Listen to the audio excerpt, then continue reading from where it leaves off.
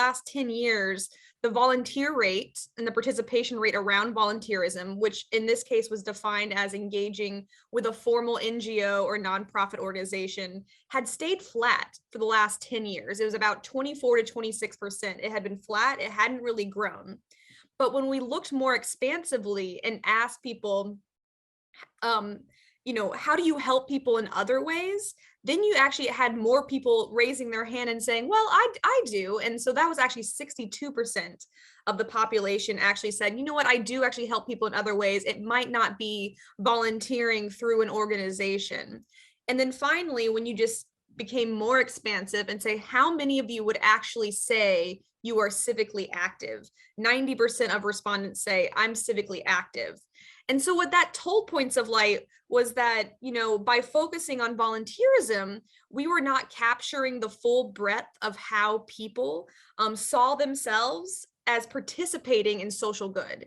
And so, Points of Light, volunteerism was an activity, but not the end. Of course, we wanted better communities. We wanted people to have strong values and social good. So we're like, well, do we really need to be as focused on volunteerism if really the end goal is to make sure that we are encouraging people to take action in their communities, to take action to the cause areas they care about?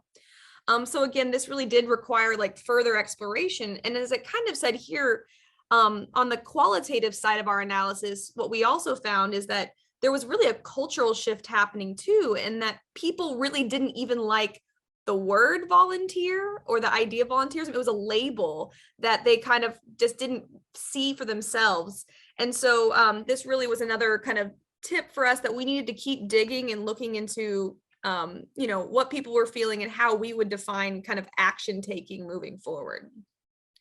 So what I'll say is this as well, our data really showed that cultural shift and the idea of, volunteerism not really representing me really came from three groups. Number one, just underrepresented or minority populations, people who are kind of outside the mainstream, people with less household income, so lower socioeconomic status, and then predominantly the younger generations, predominantly Generation Z, which I'm referring to here, which is that population born between 1997 and 2012.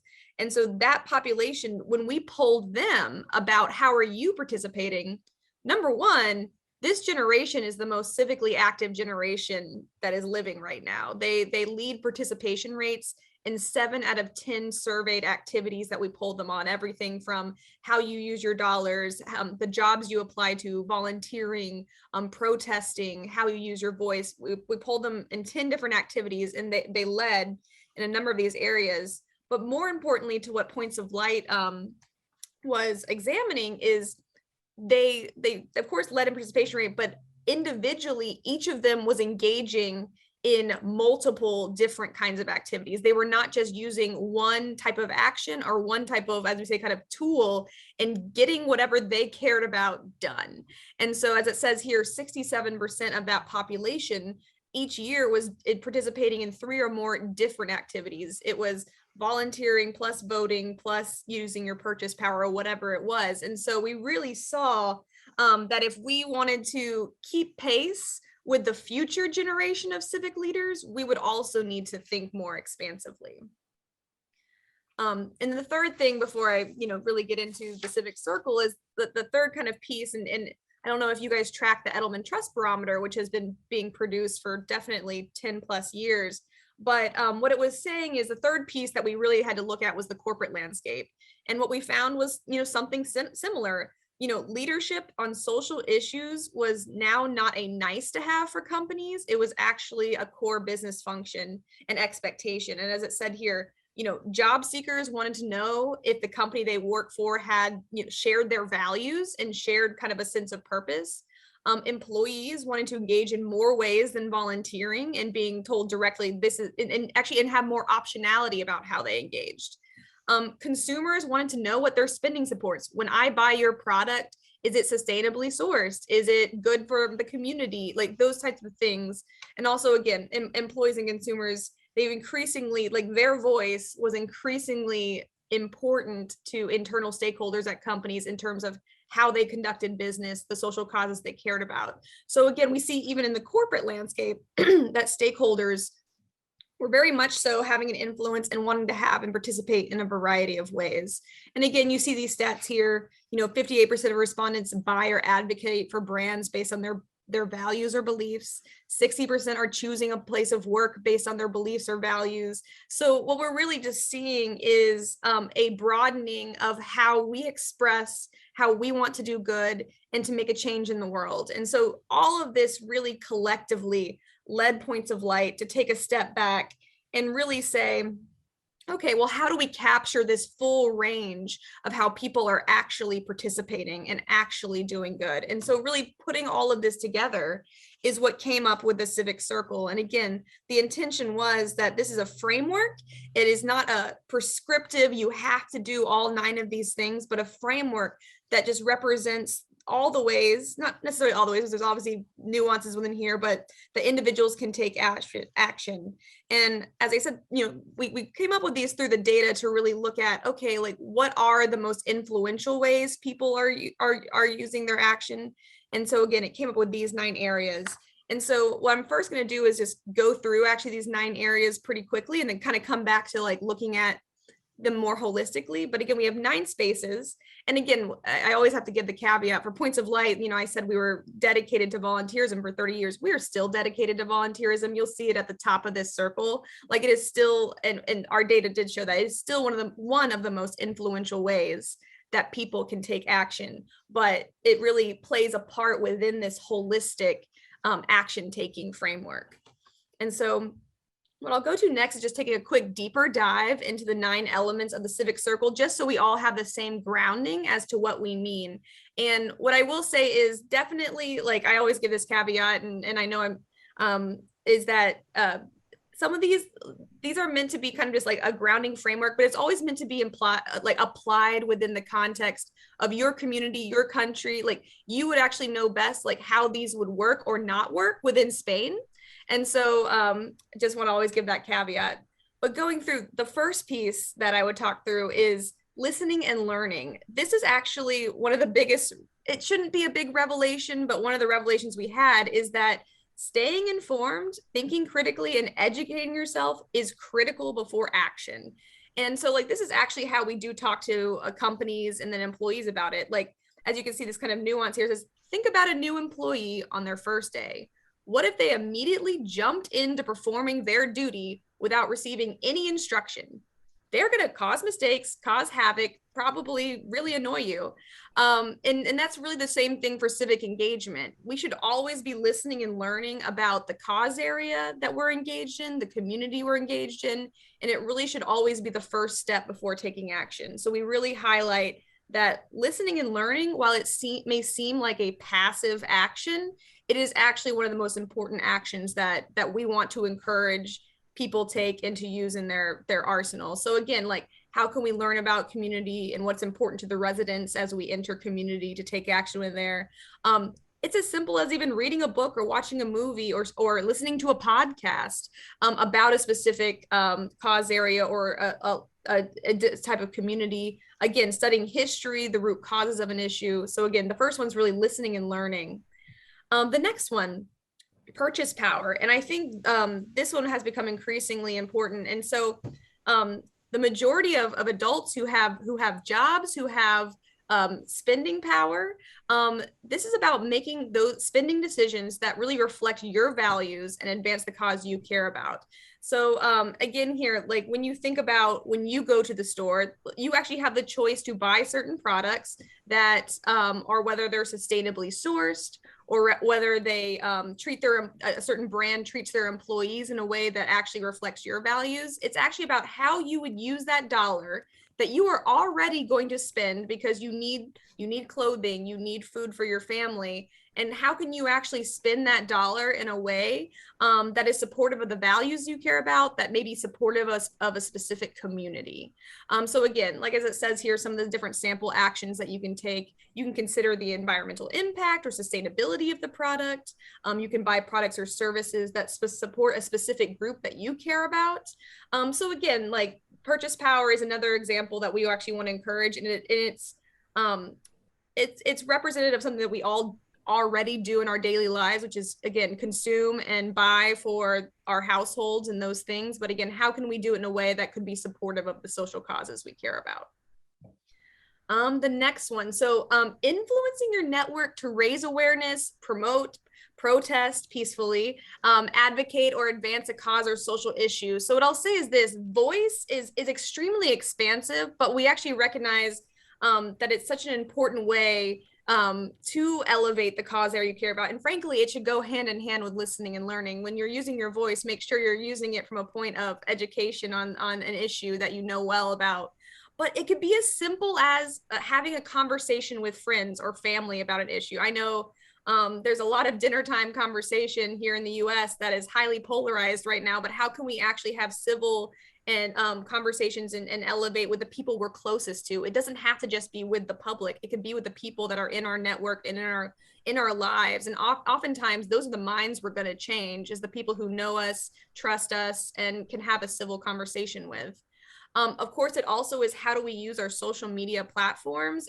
Social media, we can't ignore it. It's so prolific. It is one of the biggest influencers right now in how minds are changed. And again, we've seen how it can be used for good or necessarily negative information spread. But what we want to encourage people to do is, when you have altruistic and good things to say and good things to promote, you actually can play a role in raising awareness for what you care about, an organization you care about, a person that you want to highlight as someone who is doing good that you admire. So again, like, social media is extremely powerful, and we kind of want to flip kind of the negative narrative that's around with social media and say, actually, it can be a way of spreading good news and using our voice. And finally, of course, like, and again, this is country by country dependent, because we know, and we are seeing right now in some cases in Russia, for example, where protesting is punished by the state. But in democracies where protesting is, is a part of the national just kind of personality, join a peaceful protest as a public expression of whatever you care about. And so using your voice. And of course, volunteering, which we're all very familiar with. Like, how do you share your time, your talent to really advance a cause and support a social issue? And again, this is about giving of yourself. And that's what we say, it's time and talent. And it's not, again, as we say, just through a formal organization. Like, we want people to see, even as it says here, even as you cook a meal for a homebound neighbor or participate in another informal way, volunteering is still extremely important and influential. And so we still definitely highlight that as a part of our civic circle. Donate. So again, different than what I already covered in terms of purchase power, which that is like the power of your spending when you're already doing so for kind of consumer goods. This is actually about like your personal resources that you are able to contribute to a cause, to an organization. We know philanthropy and donations are still extremely important to providing the resources to organizations and causes that need those to conduct their mission. And so we still elevate donating as an important part of civic action and ensuring that cause areas have what they need to achieve their mission. And again, here, it doesn't necessarily have to be monetary, as it says here, donating blood, donating food, donating hygiene items. It doesn't necessarily have to be just like of a monetary or financial means, but like other things that you have. Social entrepreneurship. And so what we say here is, like, we really wanted to call out the difference between, private corporations who are engaged in money for their investors, for their shareholders, but the organizations that really have that, as they say, that triple bottom line, where that last bottom line is the social value that their company is producing. So again, social enterprises are really those organizations and enterprises that identify a need that's really not being met by traditional nonprofits or companies. And they're really able to come up with a solution in an entrepreneurial manner. And so we do want to recognize that social entrepreneurs are extremely important players in the civic landscape, and just encourage that idea of entrepreneurism and entrepreneurism for social good as a part of our civic circle. Work. Okay, so this one again, like, different than social entrepreneurism, but this is about, most of us are actually going to go work for a company, in the private space, in the public space, that's primary objective is whatever product or service it's producing. But I think what we know more and more is that people care about what values their company represents, the purpose it represents, how it's supporting the community that that company is working in. So again, like we want to encourage people to think about, again, and it's a privilege to be able to think about where you want to work, because in some cases people just need a job. But when you have the ability to think about your choice of employment and to make a selection based on that company shares my values or it operates in a way that is authentic to myself, that's an extremely important civic action that you're actually taking.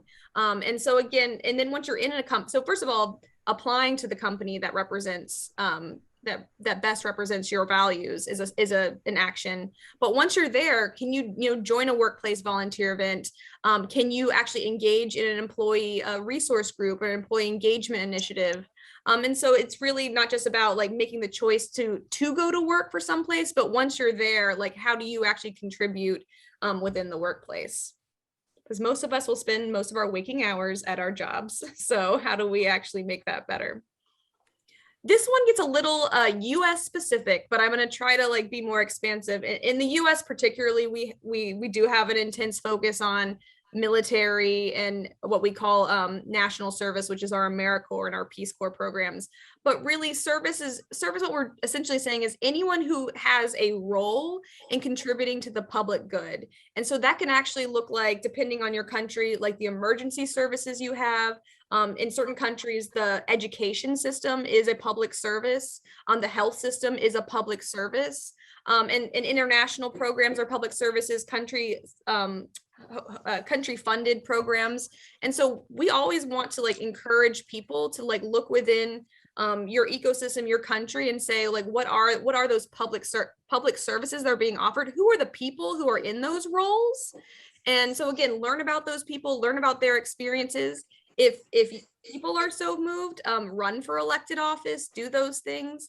But that's really a higher level for service. And again, this will be more contextual based on whatever country you're in.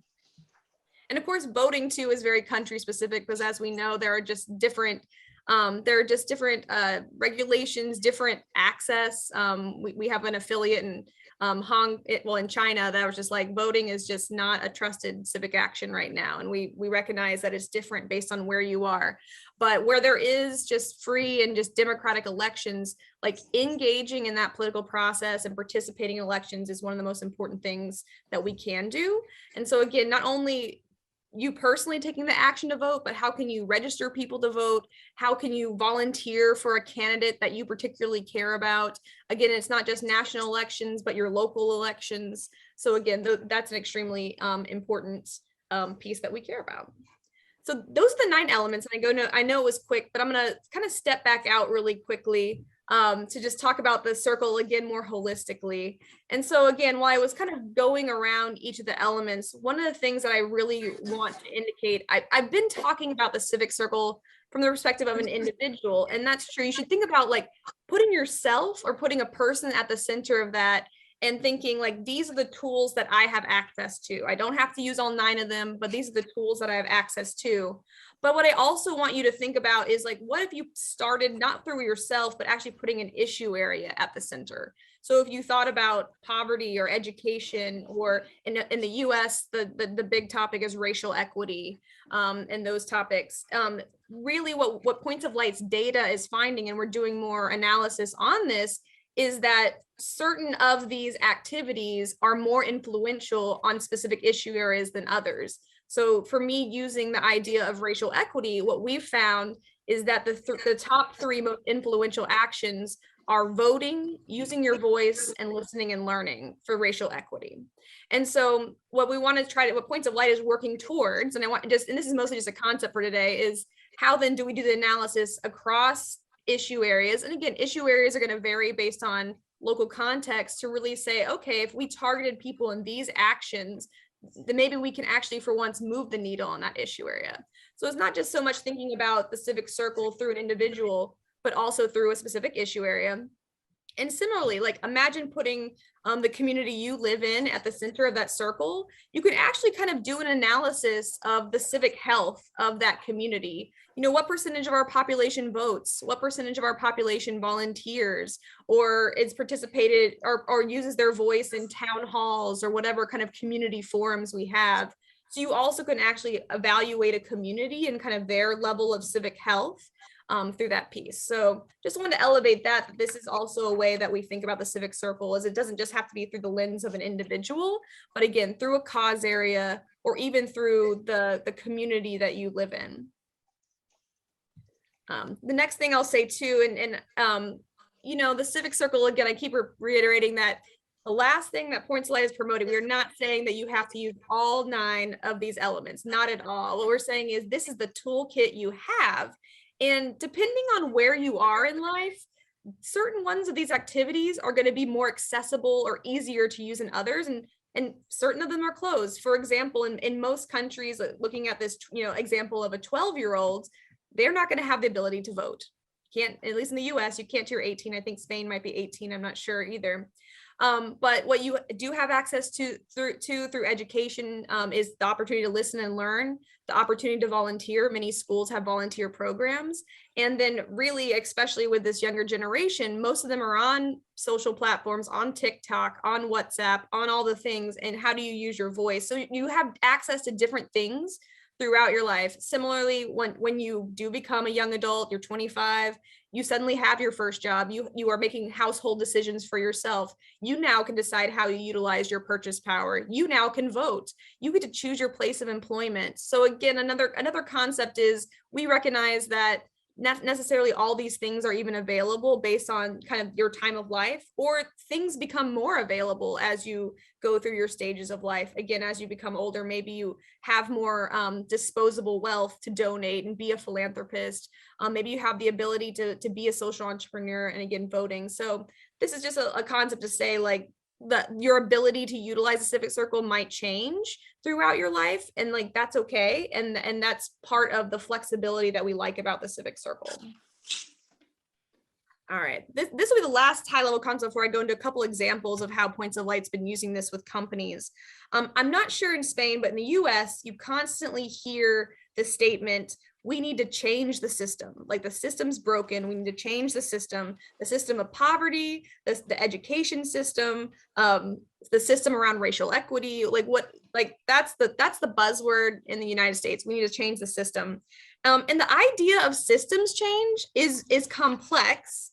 And it's complex because systems change is actually pretty hard. And ultimately, you know what, just so we're on the same page, when I say systems change, what I really mean is how do we actually address the root causes of an issue, of a cause area versus the symptoms. Oftentimes the actions we're taking are kind of just masking those surface area symptoms of an issue area. And really, system change is about making change at those just deep root cause areas, and therefore that change is more lasting.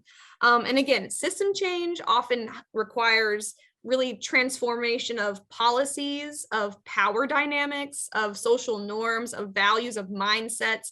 It's a real collaboration of players in the space. And so what I'll say is this: at Points of Light, we actually like to say that the civic circle is your system for changing systems. And the reason we say that is because we really believe that you can't get to systems change unless you're starting with individual change. You have to, we believe that systems change really starts with the individual.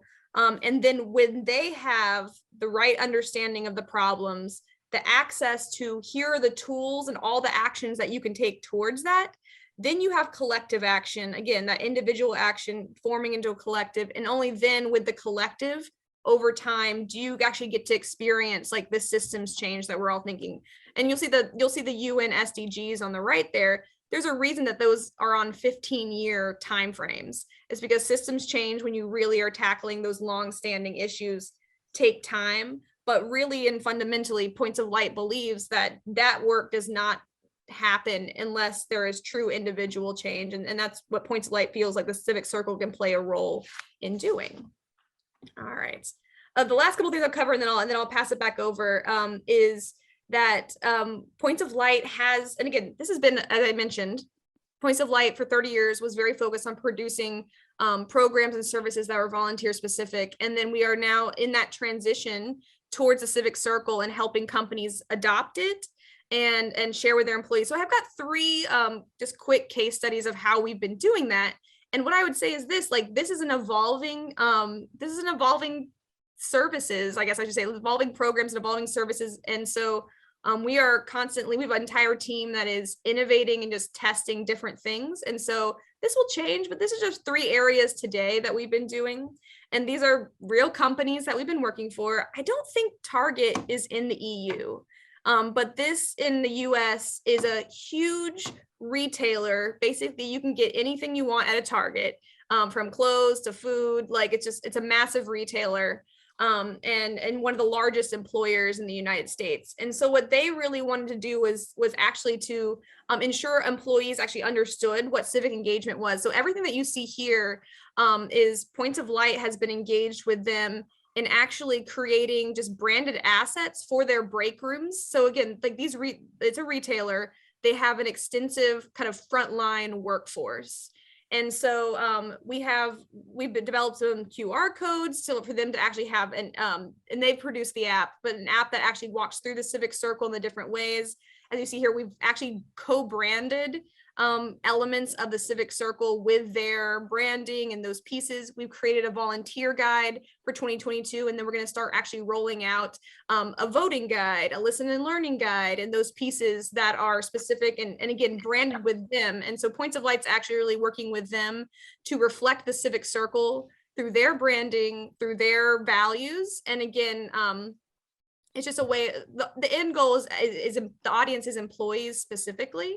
And honestly, like Points of Light's but ultimate plan is that we eventually want to actually convert this into a consumer facing branded activity. But right now, all these assets that you see on the page are actually directed towards employees. And again, how does Target develop a civic culture in thinking this way? The other piece I'll show you, so CarMax is actually a car rental company here in the US, and you can buy cars, you can rent cars, but essentially all they were focused on, similar to us, was the volunteering piece. And so what we actually have done is help them reimagine their employee resource center. So they now have these 2-pagers that represent each element of the Civic Circle, along with a 60 to 90-second video that overlays that.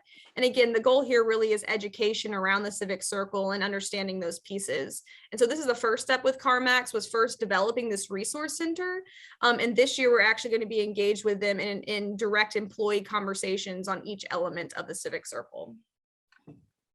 Finally, the last piece I have here is, this is pandemic centric, but as I mentioned earlier, listening and learning, we're really advertising as the first way we want people to take action, because it really is important to be informed before you do any of the other things, before you vote, before you volunteer.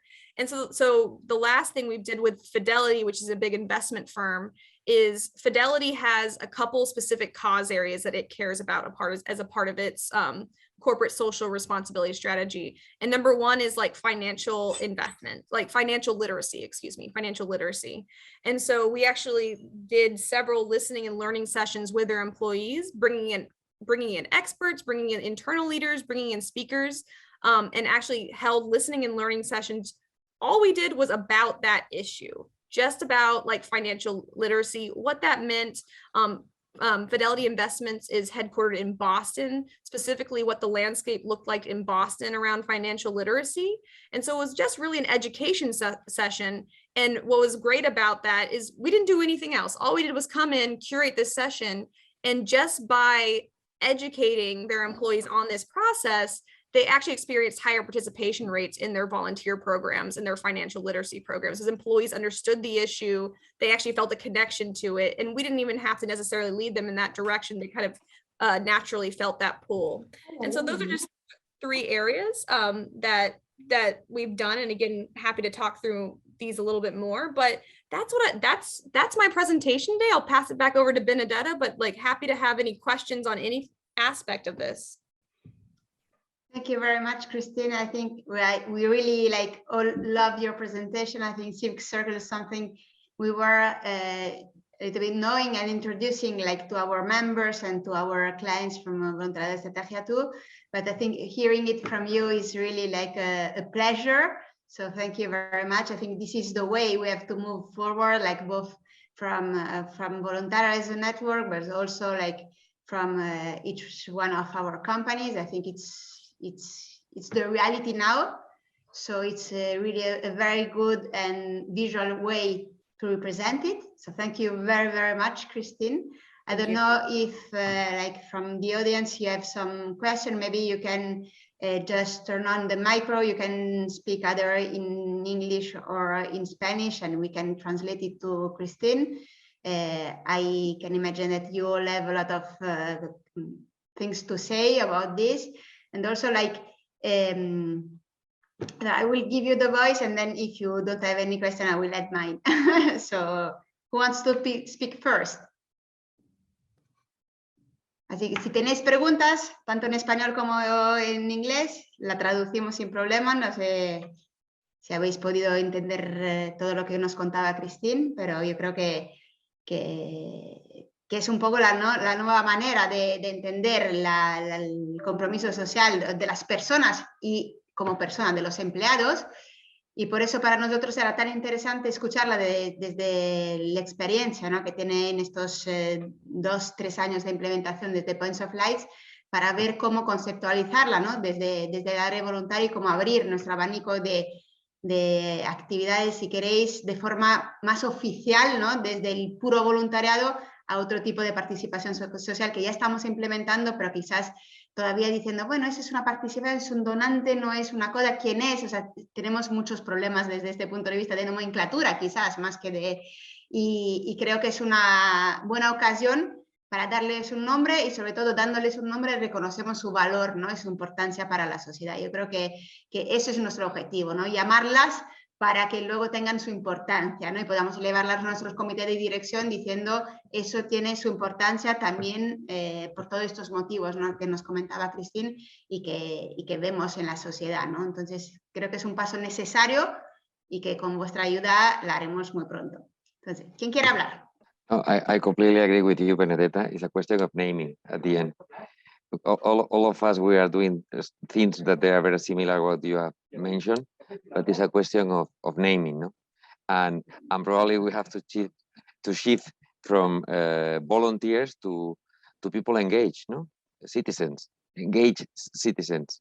So what we want is to people that are with compromise, no? With the reality. So engagement could be the. So we have to look for a name. Eh? We have to look for a name, yeah. Because up to now we have been counting volunteers. What we are going to count from now on? Citizens who have engagement, maybe, or employee engagement, employee. No, yeah. We have to find a common name to give it, because finally at the end we are helping, but we have to count and to explain what we are doing. At least the ones that we are corporations, no? We have to explain what we are doing, and we have to say we have mobilized how many employees to do. That's and actually just to speak to that, that's one of the pieces too, because as you say, when you move to a different framework, you then actually have to have a different way of measuring the impact that you're having. And the way Points of Light is currently thinking about it, it's in 2 frames, because engagement for us is mindset plus participation. And so the mindset piece, we are actually evaluating, do people, once they experience the Civic Circle, go through some of the activities, actually have greater belief in their ability to make change? Because we believe that you have to change someone's mindset. Like, people actually have to believe they can make a difference. And then to your point, exactly, like actually how many, whether it's in the corporate setting, employees, or in a nonprofit setting, community members are actually engaging. So I think you're exactly right. We have to relook at those parameters. Thank you, Christine. ¿Alguien más? Quizás desde una entidad social, que veo aquí también algunas, que pensáis, es algo que podéis ofrecer a las empresas, nuevas formas de colaboración.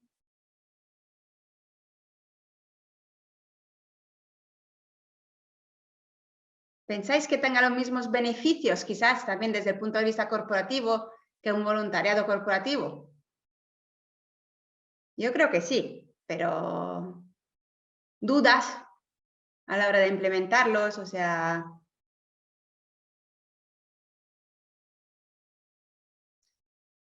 Hi, everybody. This is Almudena Pérez from Fundación Haz Lo Posible. I have been working 20 years in the Walt Disney Company. So the last 10 years leading the volunteers. And this is something really common in the Walt Disney Company. They are already engaged, but and from the beginning, it's not something that the company must or can avoid, because it's in the NDA of each employee. So maybe for me, it's easier to share this with the companies. I think it's a clear step up from just volunteering. And of course, I totally agree with Points of Light point of view in this. So thank you, Christine. And I'm sure all the charities and NGOs and foundations can move this forward in Spain too. So it will be better for the companies to create this engagement between not just volunteering or creating an impact. It is more than that. It's to volunteer with the values and the brand of the values of the brand, and it supports both volunteers and also the company. So maybe for me it's easier, but because I come from a company, but in terms of volunteering, I totally agree that the engagement of the employee is much better. Thank you, Christine. Thank you, Benedetta. Thank you, Almudena. Yeah. Hi, Christine, thank you for your presentation. I have one question that is related to what Francisco was asking, is about the indicators, because I think this is a really interesting framework and philosophy, but do you think that each one of the steps, for example, of the Civic Circle has their own people impacted? How do you count the impact that each activity has? Because in volunteering, we know how to count the impact, the people that are beneficiated with every activity. But for example, in listen and learn, it's very hard to measure this. So I don't know if you are working on this, you have some approach that you can tell us, anticipate us. Mostly just an anticipation and preview. So actually Points of Light's next research project is on listening and learning and understanding, because we recognize, as I indicate, listening and learning is actually like a conversion to an action. And so when we're out there saying like, this is actually one of the most important pieces you can do. And to your point, exactly, it's hard to actually quantify like what that impact is. So actually it's the next research project. And so I don't have the indicators for you today, but what I'll say is this, like to your point, Points of Light, each element of each bubble on that circle, Points of Light, and for you guys, all of you are experts, we do know how to quantify the impact of volunteerism. We're actually engaging with the experts, at least on the US side, for each of those bubbles to say, okay, like you guys, just like we've been doing this for 30 years, you guys have been doing, our voting institutions, our institutions that represent service, the big philanthropic trackers in the US, like, please tell us what your theory of change is so that we can actually apply that around the circle and actually have a collective impact model for the Civic Circle. Because you're absolutely right. Even though we want to recognize the breadth of all these activities, they're all very distinct and they have different theories of change and the impact they create. But specifically Points of Light is actually diving in on listening and learning because we feel like it is so important. And there isn't like an institution that's been doing that owns that, I guess you could say. And so we realize we actually have to step in and do a little bit more research on that specific bubble because it's a a little more elusive, but to come. And when we do, we definitely will be sharing that with our network, so that we all kind of have that understanding of how we're, or of a way to do it, because there's always many ways to do it, but one example of how it could be done. Great, thank you. Thank you very much, Christine. Mm-hmm.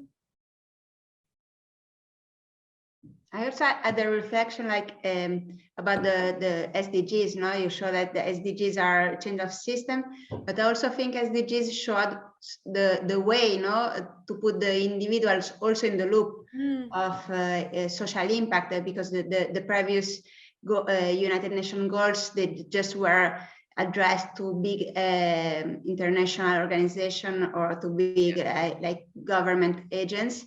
And the big, I think, change that the SDGs have made is to put like also individuals and the private sectors in the loop of social action.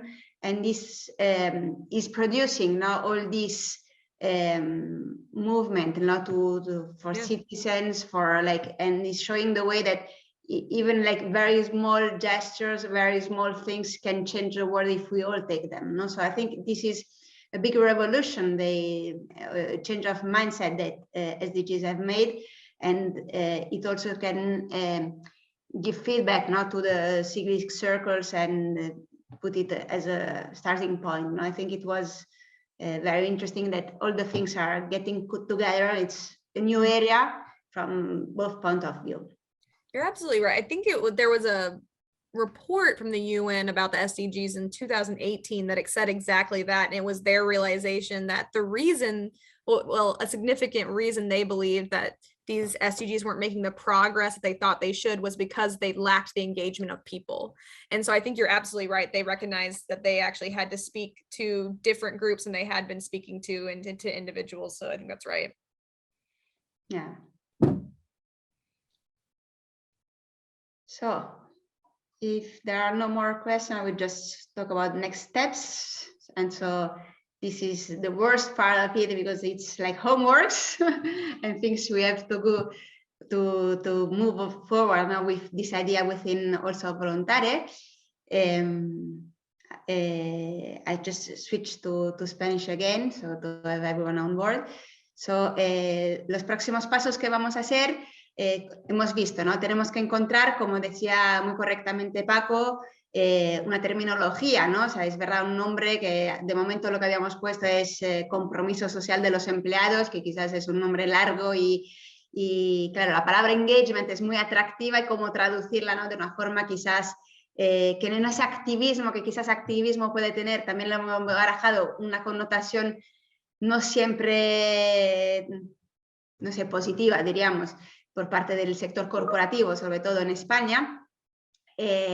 Entonces, bueno, o sea, un poco pensar en cómo quizás definir ese tipo de paraguas, ¿no? De todas estas distintas acciones, y también las categorías dentro de todo lo que nos ha presentado Christine, las categorías de actividades que tienen sentido en una relación entre sector social y sector empresarial. Aquí somos empresas, somos entidades sociales, pero voluntarios es su punto de unión, entonces tiene sentido que las acciones que promovamos sean las acciones que tengan cabida dentro de esta conexión entre ambos sectores. Por eso un poco, por supuesto, hemos visto que el tema de votar quizás no es un tema muy corporativo en nuestros países, el tema del servicio militar, que la parte de entrepreneur social puede tener quizás más cabida en un tema de intraemprendedor, que también yo creo que es algo muy importante, que quizás todavía no todos estemos trabajando, pero que yo creo que hay que incluir ya dentro de estas nuevas movilizaciones, ¿no? Como tú, empleados, a través de tu trabajo puedes promover bienes y productos y servicios que tengan un impacto social, ¿no? Entonces, este intraemprendedorismo social, que quizás formulándolo quizás podemos promocionar, ¿no? Que haya cada vez más programas en este sentido. Un poco también tener en cuenta eso, aparte de reflejar la realidad, queremos también innovar y dar un poco, enseñar el camino con cosas quizás más atrevidas, más innovadoras que podamos hacer y que podamos ver con ejemplos y casos prácticos muy potentes dentro de un par de años, ¿no? Entonces, seamos ambiciosos con este proyecto para no tener que actualizarlo cada año, ¿no? Yo creo que que entre todos los que estamos aquí tenemos muchísimas experiencias, muchísimas ideas, muchísimos proyectos que hemos visto y que nos gustaría replicar y que podemos incluir en esta reflexión que vamos a hacer el miércoles que viene. Entonces, simplemente os pido eso, pensar en todo lo que estáis haciendo de vuestras empresas, que os podríais hacer. Quizás también estamos viendo una cosa que se me ocurría antes de la reunión, que quizás no tiene cabida porque es una acción de las empresas, pero que me está como aquí girando por la cabeza. Estamos viendo, ¿no?, con el terrible conflicto en Ucrania, eso de esta empresa está dejando de vender en un país, ¿no?, para hacer presión sobre la ciudadanía, para que haga a su vez presión sobre su clase política, ¿no? Claro, eso no son los empleados directamente, pero también en el sentido, quizás tiene sentido también un poco este rol que quizás es extraordinario si pensáis, nos estamos metiendo con una compañía privada, está haciendo presión a un gobierno, dejando de vender sus productos y de facturar, las cosas como están. Ya yo creo que es otro paso más que yo quizás no conocía precedente histórico con eso, de este tipo, que me parece muy importante. Claro, estamos hablando de compañías muy grandes, claro, uno dice, bueno, puedes vivir sin Coca-Cola, bueno, o no, eso ya lo podemos dejar sobre el terreno, pero estamos hablando de una Visa, estamos hablando de un Mastercard, estamos hablando de servicios básicos, estamos hablando de Internet en muchos casos.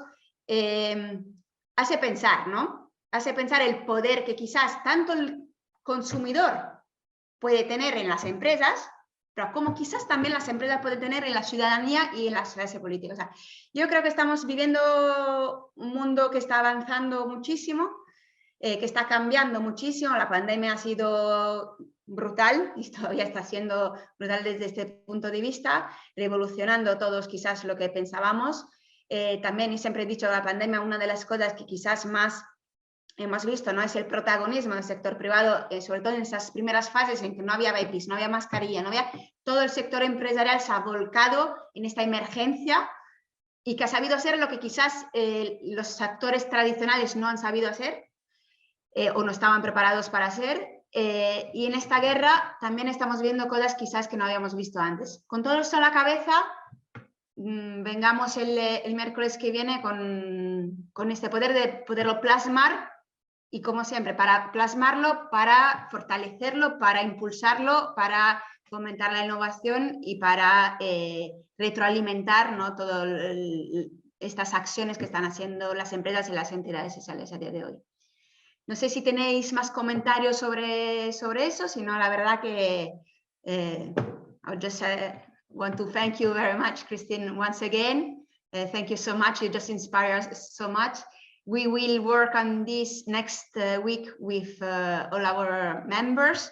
And of course, we will give you also our feedback. We will just share with you what we were thinking, just to know what you think about, and if you think it's good, if you are in a good way, if it can also maybe help you to enrich your civic circle. I think we are in a very collaborative mode within the two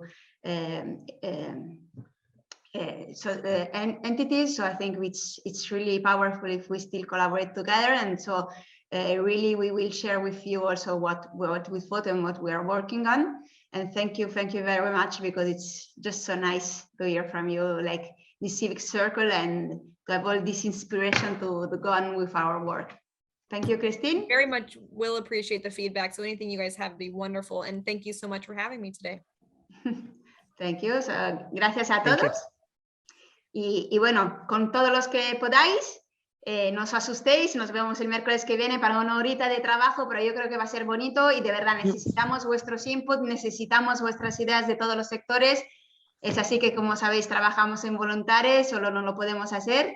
Entonces, de verdad os animo a contribuir en este grupo de trabajo, que creo que de verdad va a ser precioso y va a ser algo como muy bonito de la red y que nos ayudará muchísimo a avanzar y a ser más modernos, más en línea con este mundo, ¿no?, que va evolucionando tan rápido, y que podamos contribuir a marcar aún más, ¿no?, nuestra huella social y el camino hacia un mundo más sostenible. Así que muchísimas gracias a todos y nos vemos el miércoles que viene.